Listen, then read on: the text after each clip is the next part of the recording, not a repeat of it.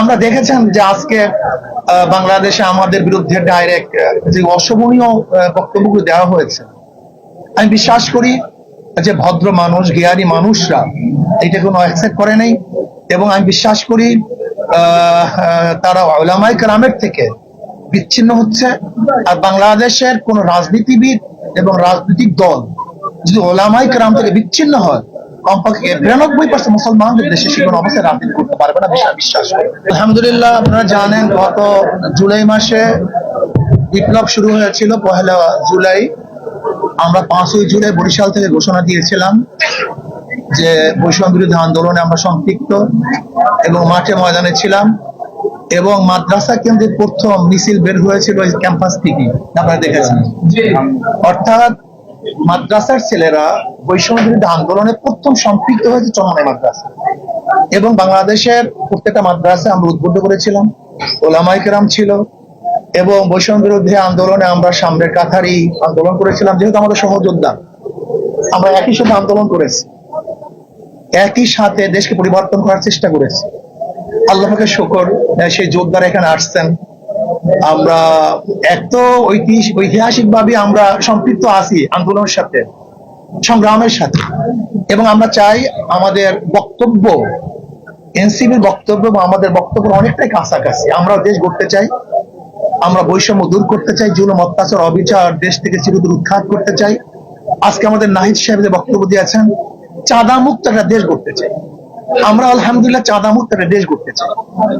কাজে আমি আজকে আমাদের বৈষম্য বিরোধী আন্দোলনের থেকে শুরু করে এনসিপি যারা গঠন করেছেন, আমি সবাইকে ধন্যবাদ জ্ঞাপন করছি, এবং আশা করি ইনশাআল্লাহ ভবিষ্যতেও আমরা সহযোদ্ধা হিসাবে দেশকে গড়ব এবং দেশের নেতৃত্ব দেবে ইনশাআল্লাহ।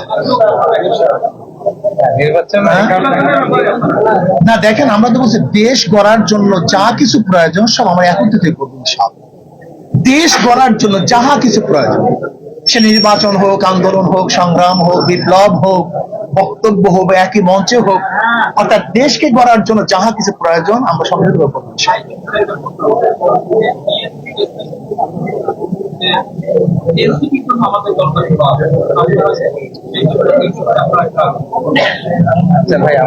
আমরা তো একটু রাজনৈতিক বিষয়ে এখানে আলাপ না করলে ভালো। তারপরে যদি আপনার প্রশ্ন সংক্ষিপ্ত ভাবে বলি, আমরা সে উত্তর দিয়েছি যে আমরা এই যে নির্বাচনী ভাগবাটোয়ারা, আসনের ভাগবাটোয়ারার যে রাজনীতি, সেই রাজনীতিতে আমরা আগ্রহী নয়, এবং এই রাজনীতিকে নস্যাৎ করে, এই চ্যালেঞ্জ করে এই জাতীয় নাগরিক পার্টির উত্থান হয়েছে। বরং আমরা বলেছি দেশের যে এখন সংস্কারের যে আলাপ চলছে, মৌলিক সংস্কার এবং গণহত্যার বিচার এবং দেশকে পুনর্গঠন করা, সেই আলাপ আলোচনা রাজনীতিতে এনসিপির দরজা খোলা রয়েছে।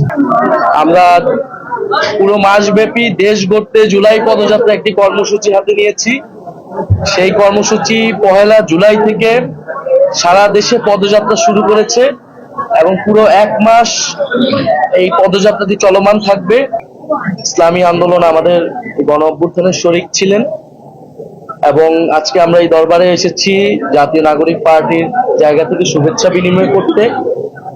এবং এই দরবার বাংলাদেশে এবং পীর সাহেব চরমনাই পরিবার ইসলাম প্রচারে পুরো বাংলাদেশ এবং বরিশাল অঞ্চলে যে গুরুত্বপূর্ণ ভূমিকা রেখেছে, এটা আমরা সকলেই জানি। আমরা আজকে এখানে এসেছি ওনাদের সাথে কথা বলতে, এবং ওনাদের থেকে এবং পীর সাহেবের কবর জিয়ারত করতে, এবং সার্বিকভাবে বাংলাদেশের বর্তমান সময়ে আমাদের সংস্কৃতি, আমাদের ধর্ম, আমাদের রাজনীতি, দেশের মানুষের অবস্থা এবং ইসলাম নিয়ে আমরা আলোচনা করব।